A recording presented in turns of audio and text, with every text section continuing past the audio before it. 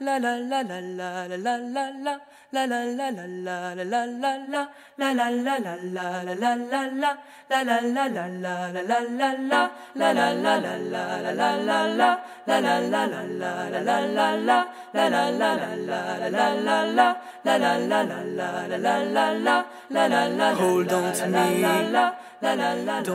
médecin traitant m'avait dit que j'aurais sûrement une prothèse au bras droit. Je me suis senti très mal, j'avais besoin de sortir énormément, oublier tout ça parce qu'on m'avait annoncé que je ne pourrais plus rien faire. Puis il y a pas mal de sports que j'aimais bien, la boxe, tous les sports que j'aimais. Donc ça a été fini pour moi, ça c'était très dur pour moi. J'ai été convoqué par Madame Herbeck à l'époque à la médecine en haut. Voilà, donc je suis redescendu après ma visite. Et puis j'ai vu que sur la porte, il était marqué groupe social. L'accompagnement de l'assistante sociale, Madame Passiotti, ça a été vraiment quelque chose de génial parce que ça m'embêtait toujours de venir ici parce que j'avais un traitement très lourd. Je me suis permis de téléphoner à Madame Passiotti qui m'a dit « Monsieur Tchel, ne bougez pas de chez vous, je vais passer chez vous ». Et à chaque fois que j'avais besoin d'elle, je téléphonais, elle me disait « On va prendre tel rendez-vous, tel rendez-vous ». Et puis à chaque fois que j'avais quelque chose, même professionnellement, à lui demander, même comme ça allait pas trop, je l'appelais en disant est-ce que ça serait pas mieux que je fais ça et ça. Elle me disait non, et puis elle prenait tout note. Puis elle me dit allez voir tel organisme. L'MDPH, c'est elle qui m'en a parlé aussi, j'ai été très bien accueilli aussi en MDPH et tout. On m'a dit que c'était très long d'avoir un dossier MDPH. Au bout d'une semaine, je l'avais dans ma boîte aux lettres. À la médecine du travail, et j'avais rendez-vous avec Madame Martins, on a fait un bilan de compétences qui a duré 1 mois. Bon, on a appris pas mal de choses. J'ai aimé parce que je suis retourné un peu à l'école, comme on dit. Calcul, français. Ce qui était bien, c'est qu'on allait sur des sites qu'eux ont dans le bilan de compétences. Ils ont des sites perso, donc on peut apprendre un métier, que ce soit n'importe lequel. Ça, c'est formidable. Donc Madame Passiotti, sur ce, m'avait conseillé d'aller voir un groupe de la sécurité sociale, qui s'appelle le groupe à Madame Ami, pour rigoler, mais c'est le groupe social. On était à plusieurs personnes, tout le monde s'est présenté, en disant moi j'ai telle maladie, moi j'ai ceci, moi j'ai cela. Le groupe social a été une très grande aide. Tout le temps que je travaillais pour mon mari, je boostais, il allait aux réunions, il était content de participer à ces réunions, ça lui a appris beaucoup de choses. Puis il y a un groupe formidable et je sais que ça lui a apporté beaucoup moralement. Ça l'a vraiment aidé parce qu'il n'était pas au top de sa forme, on va dire, à un moment. Et je pense que le groupe en lui-même, je pense qu'ils ont créé quelque chose de solide, ils se sont entraidés, ils se sont donné des renseignements, donc ils se revoient de temps en temps dans la ville, donc je trouve ça formidable. Voilà. J'ai eu un souci de santé, un cancer du sein en 2012 et ça m'a amené à voir l'assistante sociale en fait, de la CARSAT pour éventuellement faire une reconversion professionnelle parce que j'étais coiffeuse et mon métier était plus très adapté par rapport à mon problème de santé. En fait, elle m'a téléphoné pour me donner un rendez-vous du fait que le médecin conseil avait signalé ma situation. Et au premier rendez-vous, j'ai tout expliqué, mon problème de santé, et elle m'a dirigée vers un bilan de compétences, en fait, pour voir un petit peu qu'est-ce que je pourrais faire d'autre que de la coiffure, en fait, qu'est-ce qui serait intéressant pour moi. C'était un petit peu compliqué au départ de se projeter dans un autre métier. Et de ce fait, elle m'a expliqué aussi qu'on pouvait faire des essais encadrés, parce que j'avais dit on ne peut pas se projeter dans un métier qu'on ne connaît pas. Et du coup, elle me dit vous pouvez aller, vous serez couvert par la sécurité sociale, puisque c'était pendant l'arrêt maladie, et vous pouvez aller faire 2-3 jours d'essais dans une entreprise, dans le domaine qui vous plaît. Donc je suis allée dans une banque, puisqu'à la suite du bilan de compétences, on avait déterminé que je pouvais faire de l'accueil bancaire. L'assistante sociale m'a indiqué pas mal de choses dont je n'avais pas connaissance.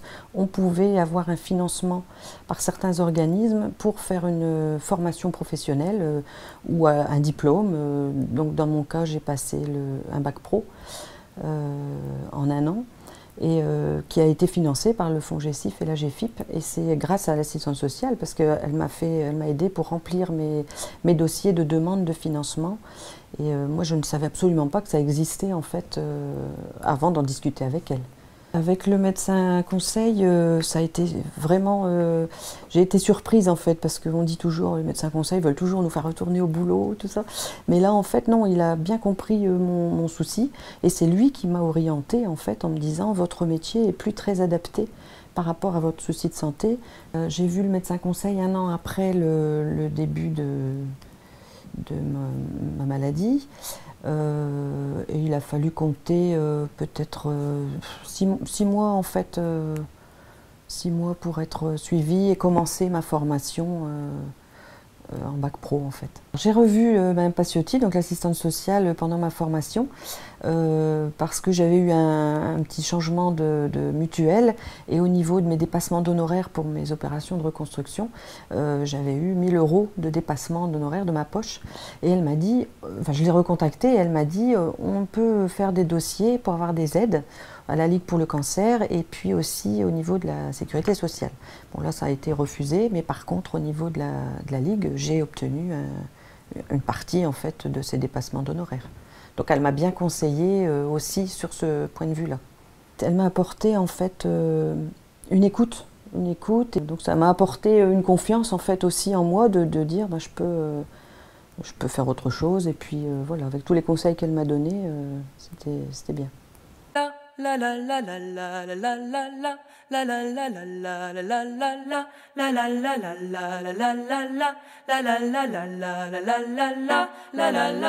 J'étais manutentionnaire principalement pour l'industrie agroalimentaire. Et suite donc à 3 hernies discales au même endroit, je ne pouvais plus faire de manutention, donc pour mon employeur, ça devenait inutile de me garder. J'ai rencontré le service social suite à un arrêt de travail et un courrier m'invitant à une réunion d'information pour les arrêts de longue maladie. Et suite au premier courrier que j'ai reçu, j'ai eu une réunion de groupe où il était présenté les diverses possibilités qui étaient offertes pendant la maladie, nos droits, nos devoirs aussi bien sûr. Et c'est là que j'ai été attiré par le fait qu'on pouvait réaliser une formation pendant notre arrêt maladie. Le premier entretien où j'ai exposé ma situation à l'assistante sociale a duré quand même pratiquement 1 heure, où on a tout détaillé, la situation, les possibilités, ce qui étaient ces outils pour m'aider, et ce que moi je pouvais faire de mon côté. Elle m'a aiguillé, elle m'a donné des adresses de centres de formation où je pouvais prendre contact, l'adresse du FONSECIF, enfin elle m'a bien aidé dans mes démarches. Le fait de discuter avec une personne qui connaît les différents métiers et puis les problématiques que peuvent rencontrer les gens sur leur travail, nous aide à reprendre confiance en nous, parce qu'en longue maladie, on sait très bien que notre avenir professionnel est quand même en jeu. Et puis elle aide à nous rassurer et puis à essayer d'avancer. Là, je suis dans la technique de réseau informatique et télécommunications, pour avoir un diplôme niveau 3, donc Bac plus 2. Donc là, on fait une formation de 11 mois pour un programme qui fait normalement 2 ans en cycle scolaire. Donc c'est quelque chose d'assez poussé. J'espère après pouvoir démarrer une nouvelle carrière professionnelle. Elle nous aide surtout à ne pas baisser les bras. Elle est là derrière pour pousser un peu si elle voit qu'on a tendance à ralentir un peu dans nos recherches et puis notre parcours. Pendant cette formation, il y a un stage obligatoire de 2 mois. Elle m'a aidé aussi à trouver ce stage, c'est pour ça que je le pratique actuellement au service informatique de la CPAM de Dunkerque. Je pense qu'un accompagnement de la sécurité sociale est une très bonne chose, qu'il aide les gens à ne pas rester chez eux puis à se demander ce qui va se passer après leur arrêt maladie. La seule chose qu'il y a, c'est que je pense que c'est quelque chose qui n'est peut-être pas assez connu.